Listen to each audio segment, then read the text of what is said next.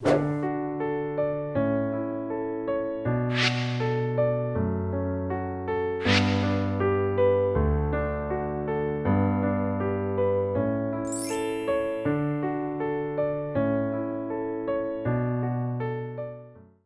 여러분 안녕하십니까. 금요명상 다석을 아십니까 시간입니다.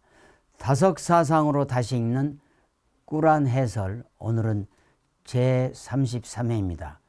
근현대 한국의 종교 철학사에서 독보적인 한국 철학 그리고 한글로 하는 우리 철학을 읽어내신 다석 선생님의 다석사상으로 한국 최초로 읽어내는 그리고 해설하는 꾸르안 해설입니다. 봄비가 내리는 가운데 이루어지는 이번 시간이 여러분들에게 진리와 얼에 큰 울림을 주기를 바라겠습니다. 봄빛 속에서 이루어지는 오늘의 다석사상 해설, 오늘 또 스튜디오에는 다석사상 연구회 김성원 선생님 나오셨습니다. 반갑습니다. 오늘은 다석 유용모 선생님의 다석사상으로 꾸르안의 세계를 들어가 보는데 제19장 마르얌, 즉 마리아의 장이죠. 성경으로 말하자면 마리아의 장을 살펴보고. 네, 그렇습니다. 오늘 이제 우리한테 좀 익숙한 이름들이 많이 나오죠. 가령 이제 자카리아는 처음 듣지만은 야히야를 요한이라고 합니다. 그렇죠. 그리고 마리암은 우리 알듯이 마리아. 그다음에 예수는 이사라고 하죠. 아랍어로. 아랍 세계, 특히 이슬람 경전에서도, 즉 꾸르안에서도 예수님을 높이 평가하시죠. 아, 그렇습니다. 선지자로서. 선지자 중에 선지자. 그렇습니다. 위대한 선지자로 평가하지만 결국 성삼위일체, 성부, 성자, 성령의 성삼위일체 부분만 다른 거죠. 그렇습니다. 선지자로서 같이 이슬람의 교주인 무함마드하고 비교할 수가 있습니다. 비슷한 이름들이 나오지만 꾸르안은 성서와는 좀 다르게 신의 뜻과 인간의 운명을 얘기하고 있는데요. 그 유일하게 19장은 여성 이름이잖아요. 그렇습니다. 그러니까 성경에서는 마리아, 네. 여기서는 마르얌. 네, 그렇죠. 어떤 의미가 있습니까? 그러니까 유일하게 기독교 성서에서는 여성의 장이 없잖아요. 없습니다. 마리아 장이라고. 그렇지만 꾸란에서는 이사, 예수의 어머님을 아주 존경해서 이렇게 마리아 장까지 특별히 선정했습니다. 그러니까 마리아의 신앙과 정결함이 얼마나 깊은지를 상징적으로 여기서 보여주고 있죠. 그러니까 이 장은 꾸란 안에서 예언자들의 계보를 통해 신앙의 순수성이 어떻게 전해지는지를 보여주는 중요한 본문이기도 합니다. 네, 그렇습니다. 아주 관심이 많습니다. 때마침 오늘 레오 교황이 탄생하셨거든요. 그렇습니다. 예, 새로운. 그래, 프란치스코 교황이 돌아가시고 레오 교황이 탄생하셨는데 캐토릭에서는 성모 마리아라고 그렇습니다. 아주 각별히 성모 마리아를 칭송하죠. 경배하죠. 그렇죠. 그래서 네. 큰 의미가 있겠습니다. 그럼 먼저 자카리아 이야기부터 들어보겠습니다. 제2절입니다. 이것은 그대 주님의 종 자카리아에게 베풀어진 은혜이라입니다. 제4절입니다. 그가 말하길 주여 저의 뼈들은 허약하여 지고 머리는 백발로 빛나나 저는 주님께 기원하여 축복받지 아니한 적이 없었나이다. 내 후에 올 내 친척들이 행할 것이 두렵나이다. 제 아내가 불임이오니 당신으로부터 한 상속인을 주옵소서. 이 기도에는 어떤 배경이 있나요? 자카리아는 아주 고령의 예언자였죠. 예. 그러니까 후사가 없다는 건 단지 혈통의 단절이 아니라 신앙의 단절을 의미하기도 합니다. 아, 그렇군요. 예, 그는 단순한 육체의 아들이 아닌 신앙의 유산을 이을 자를 구한 것이죠. 그러니까 이 기도는 철저한 겸손과 신뢰의 표현이며 하나님의 뜻에 의탁한 전적인 이제 맡김입니다. 그렇습니다. 결국은 이슬람교나 우리 기독교나 모든 종교는 철저한 겸손과 신뢰의 표현이고 그렇습니다. 하나님의 뜻에 모든 걸 맡긴다는 점에서 같다고 할 수 있고 예. 그걸 우리 글로 가장 쉽게 표현한 것이 다석사상이라고 할 수 그렇습니다. 있겠습니다. 그러면 하나님께서는 이 자카리아의 기도를 들으시고 야히야 즉 요한을 주신 거죠. 그렇습니다. 예, 그래서 7절을 먼저 들어보겠습니다. 제 7절입니다. 자카리아여 하나님이 너에게 한 아들의 소식을 주리니 그의 이름은 야히야 즉 요한이라. 그 이름은 어느 누구에게도 주지 아니했던 이름이니라. 그래서 요한이 하나님의 야히야가 에 대한 기도로 탄생임을 알리는 거군요. 그렇습니다. 이건 이제 단지 야히야는 새로운 이름을 뜻한 것이 아니라 처음 듣는 이름. 그렇죠. 완전히 새로운 시대와 사명의 시작을 또 의미하기도 하죠. 그러니까 야히야는 이제 요한, 구약의 세례 요한에 요한이죠. 해당하는 인물인데 예. 그의 존재는 곧 예수의 오심을 알리는 이제 전조였습니다.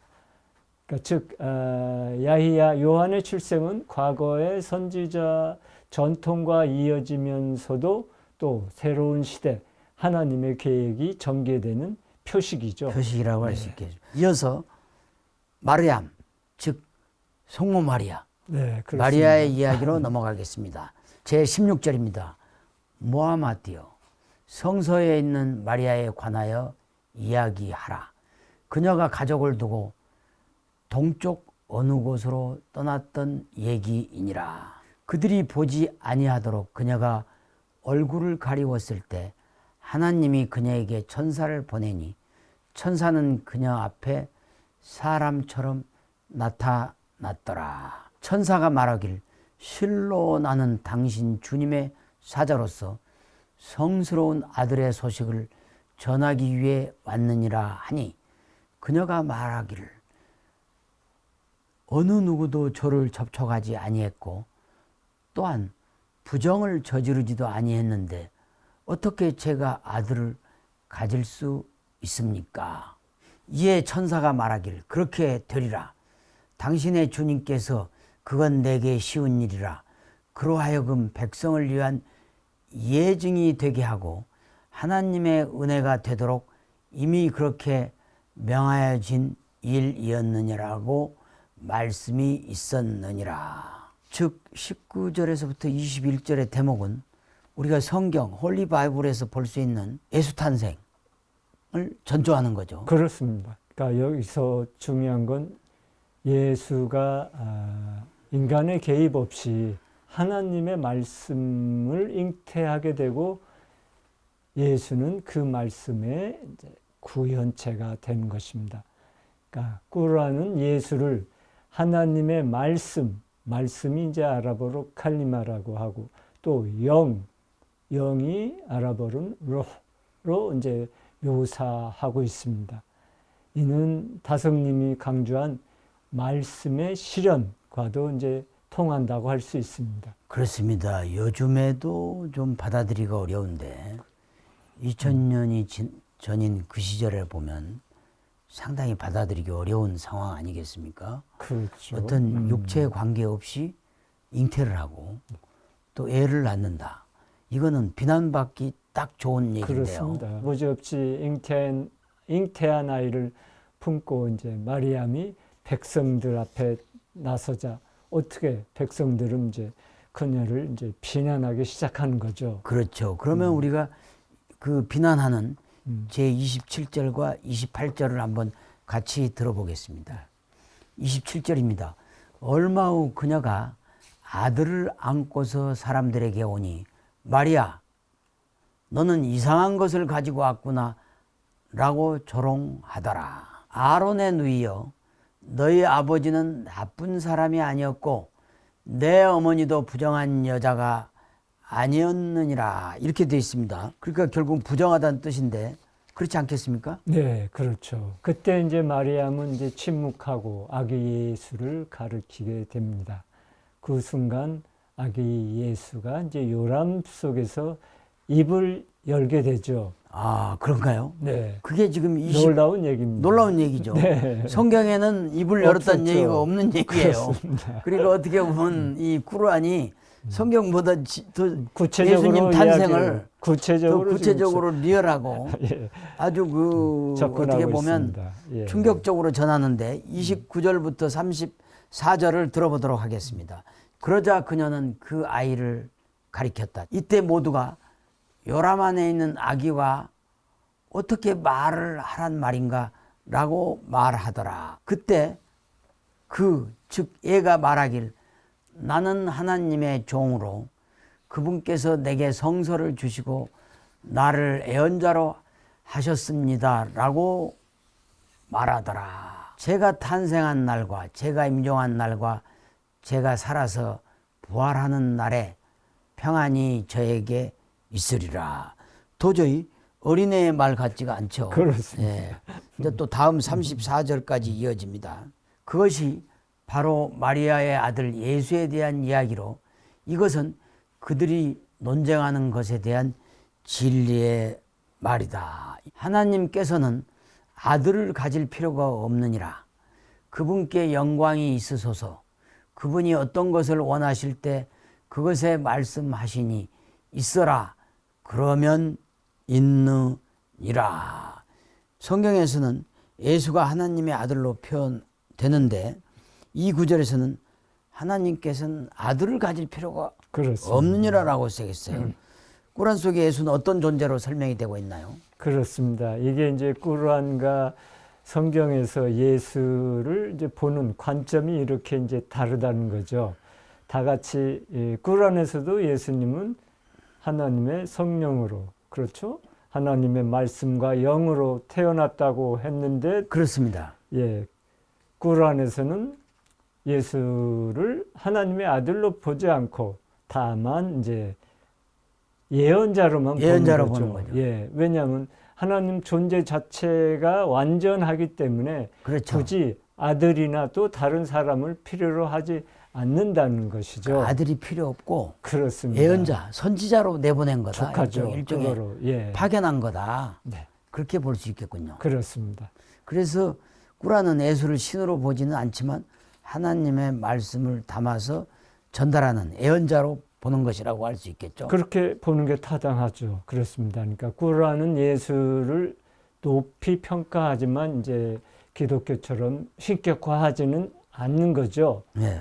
그러니까 인간이면서도 하나님의 특별한 사명을 지닌 존재, 그것이 꾸란에서 예수상인 것입니다. 그러니까 예수의 사명은 사람들에게 하나님의 자비와 정의를 선포하고 우상과 권력에 물든 세상에 진리를 알리는 것이었습니다. 그렇습니다. 2장에서 보여주는 핵심 메시지는 신앙의 순수성과 하나님의 계획이라고 할 수 있겠는데요. 그렇습니다. 근데 다만 결국은 말씀과 성령으로 태어나면 그건 인간적으로는 있을 수 없는 일이거든요. 그러면 어떻게 보면 성령으로 잉태됐으니까 네. 성경처럼 하나님의 말씀으로 잉태되고 영으로 잉태됐으니까 영적 아들이다. 네, 이렇게 그렇죠. 할 수도 있는데 꾸란은 그걸 부정하고 그렇습니다. 예언자, 선지자로 명명했다. 네. 이렇게 볼 수 있겠네요. 그렇습니다. 이 장은 정결한 기도, 곧 자카리아, 또 정결한 응답, 야히야, 요한, 그리고 정결한 탄생, 마리암과 예수로 이어지는 이제 구조입니다. 그러니까 신앙은 혈통이나 지식보다 순수한 내면과 믿음에서 비롯된다는 점, 그것이 오늘 장의 주제입니다. 네, 그렇습니다. 하여간 다석사상으로 꾸란을 읽으니까 성경과 이 꾸란이 전혀 다를 게 없다. 이슬람과 기독교가 중서일에 종교 전쟁을 벌일 이유가 하나도 없다. 그렇습니다. 우리 다석사상으로 양 종교를 화해시켜야 되겠다. 이런 욕심이 저한테 일어나고 있어요. 그래서 우리 다석 용호 선생님의 그 말씀 중요하잖아요. 그렇습니다. 세계 모든 종교를 한글과 하나로. 한국식으로 해통시킨 그렇습니다. 그 다석 사상의 위대하죠. 용호 선생님의 오늘의 말씀. 그렇습니다. 그 아까 예. 말씀하신 정결한 기도, 네. 응답, 그리고 탄생으로 이어지는 이 구조와 딱 맞는 다석 선생의 말씀을 소개해 주시죠. 네, 다석님은 이러한 말씀을 하셨습니다. 하늘에서 비가 와도 그릇에 따라 받는 물이 다르듯이 사람은 마음의 정도에 따라 존재의 소리를 듣는 내용이 다를지도 모른다. 그러나 하나님의 말씀은 우주에 찼다. 우주가 다 하나님의 말씀이다. 하나님의 말씀에 공손히 순응해야 한다. 바로 이 순응을 마리암이 한 거죠. 네, 그래서 그렇습니다. 고요하고 정결한 마음으로 하나님 말씀을 온전히 담았던 그 그릇, 그 속에서 말씀은 예수라는 생명이 되어 세상에 이제 드러났다고 볼 수가 있습니다. 오늘 또 김성원 선생님께서 깊은 진리의 말씀을 들려주셨습니다. 대단히 감사합니다. 오늘은 봄비처럼 조용히 내려앉은 하나님의 말씀 속에서 꾸르안의 자카리아, 야히야, 마르얌, 예수의 삶을 따라가 보았습니다. 즉 정결한 탄생까지의 과정이죠. 탄생의 과정, 예수 탄생의 과정을 어찌 보면 성경보다도 더 적나라하게 우리들이 살펴볼 수 있었습니다. 그들의 얘기는 단지 오랜 기록이 아니라 오늘 또 살아 움직이면서 우리 마음의 속에서 스스로 울리는, 자명하는 하나님의 순수한 메아리라고 할 수 있겠습니다. 여러분이 아다시피 고요하고 정결한 마음으로 하나님의 말씀을 온전히 담았던 그 그릇, 그 속에서 말씀은 예수라는 생명으로 이 세상에 드러난 것이라고 할 수 있겠습니다.